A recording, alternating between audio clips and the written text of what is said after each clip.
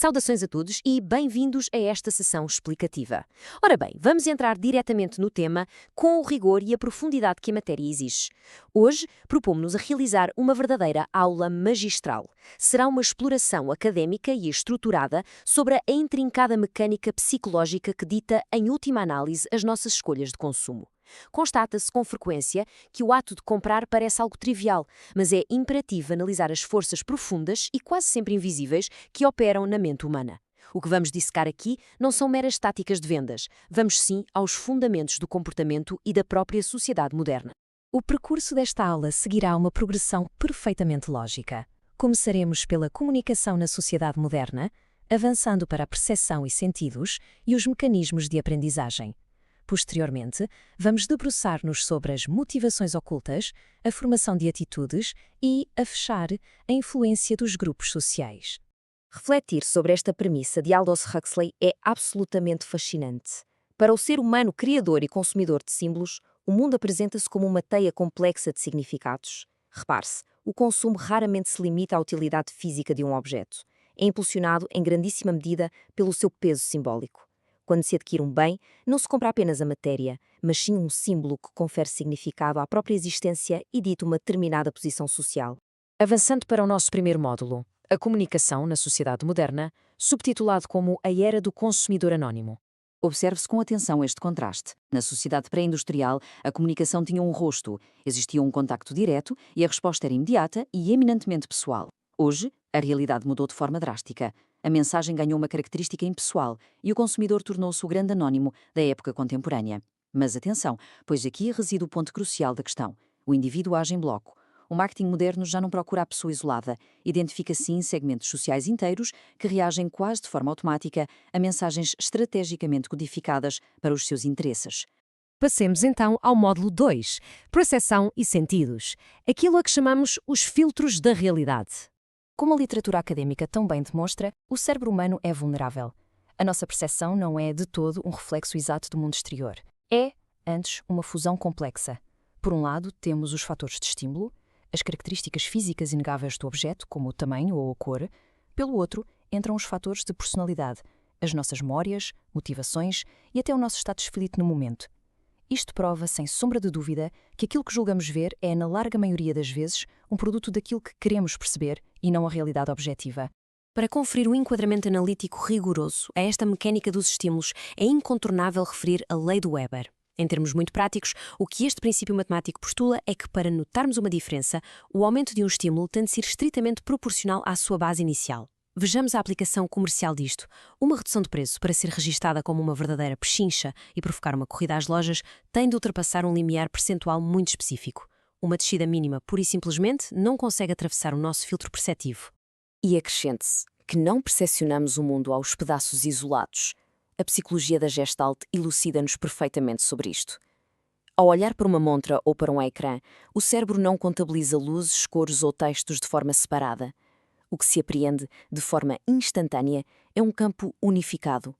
O todo possui propriedades intrínsecas que transcendem largamente a soma das suas partes, e é exatamente esse todo indivisível que vai determinar a nossa reação.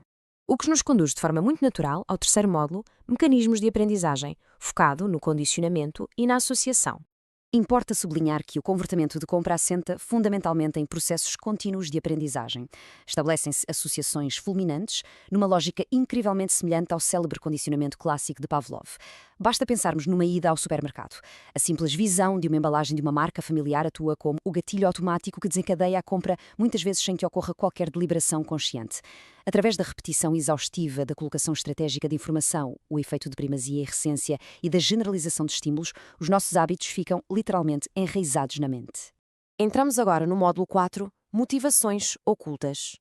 Quais são, afinal, as forças silenciadas que impulsionam o nosso comportamento? A teoria psicanalítica de Freud oferece-nos aqui uma grelha de análise de uma lucidez ímpar. O ser humano vive num permanente estado de conflito interno. De um lado, temos o id, a fervilhar com impulsos básicos e urgências de gratificação imediata. Do outro, ergue-se o superego, a bússola moral severa que tenta travar o gasto em futilidades. Na verdade, o ato de consumo contemporâneo funciona como o campo de batalha perfeito onde estas duas forças antagónicas negociam as suas tréguas temporárias. Contudo, a sociedade evoluiu e, como bem diagnosticou o sociólogo David Riesman, sofreu uma mutação notável. Assistimos à transição de um comportamento autodirigido, que era guiado por valores morais internos muito estritos, para um comportamento cada vez mais heterodirigido. Hoje em dia, as ações são governadas quase em exclusivo pela necessidade premente de aprovação social. O marketing de excelência explora esta vulnerabilidade de forma exímia. Os apelos já não recaem sobre a moralidade, mas exploram a fundo a aceitação e o medo da exclusão do grupo. Tendo por base estas motivações subjacentes, a teoria permite-nos categorizar o público de uma forma bastante estruturada. Temos os consumidores movidos puramente por hábitos, que mantêm a lealdade por inércia. Depois existem os racionais, que exigem argumentos lógicos e dados concretos, embora a sua lealdade seja sempre condicional. E, por fim, aqueles movidos estritamente pelo preço, altamente suscetíveis a oscilações financeiras e que não hesitam em alterar os seus padrões ao primeiro vislumbre de uma boa promoção. Prosseguimos, sem demora, para o módulo 5, Formação de Atitudes, a anatomia da escolha. Cristalizar uma atitude favorável ou desfavorável face a um produto é, na sua essência, um processo multifatorial, assente em 5 pilares determinantes. Os fatores biológicos ditam as nossas reações mais primárias. A informação disponível molda a componente cognitiva. A personalidade base define quão receptivos somos à mensagem. As normas são impostas pelos grupos de referência e, a selar tudo isto, temos a experiência real e prática. E note-se este detalhe crítico. Basta um único contratempo, uma única má experiência, para gerar uma rejeição definitiva, deitando por terra todo o edifício construído pelos fatores anteriores. Chegamos assim ao 6º e derradeiro módulo, influência dos grupos sociais, pertença e identidade. A matriz através da qual julgamos o mundo está umbilicalmente ligada aos nossos grupos de referência. Destas 3 definições conceptuais, a terceira reveste-se de uma importância sociológica formidável. Um grupo de referência atua como a lente estrutural que organiza toda a percepção de um indivíduo, mesmo na absoluta ausência de contacto físico direto com os membros desse grupo. É um mecanismo de influência puramente psicológica e à distância. O exemplo clínico mais contundente desta dinâmica é o célebre síndrome do jet set. O fenómeno é fascinante. Adquirem-se símbolos altamente identificadores de um extrato de elite, seja uma viatura específica ou uma peça de alta relojoaria, apenas para alimentar a fantasia mental de pertença.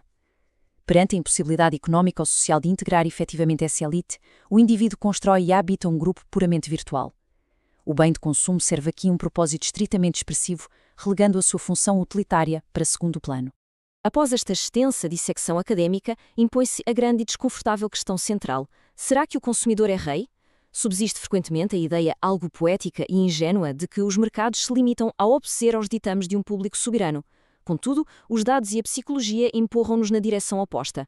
Na realidade, são as vastas estruturas comerciais que orquestram esforços coordenados para moldar atitudes, canalizar impulsos e dirigir comportamentos, garantindo que estes se alinhem com os seus imperativos produtivos.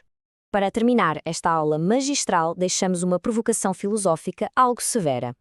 Quando a pressão sistémica para o consumo se consolida como o principal motor de uma civilização, caminhamos a passos largos para um conformismo perigoso.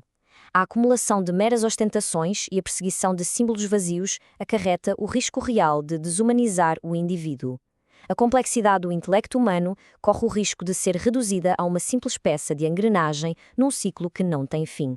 Perceber estas mecânicas transcende a esfera do marketing, é antes de mais uma ferramenta de defesa intelectual contundente. Damos assim por encerrada esta exposição académica. Fica a reflexão contínua sobre quem ou o que dita verdadeiramente os nossos filtros da realidade.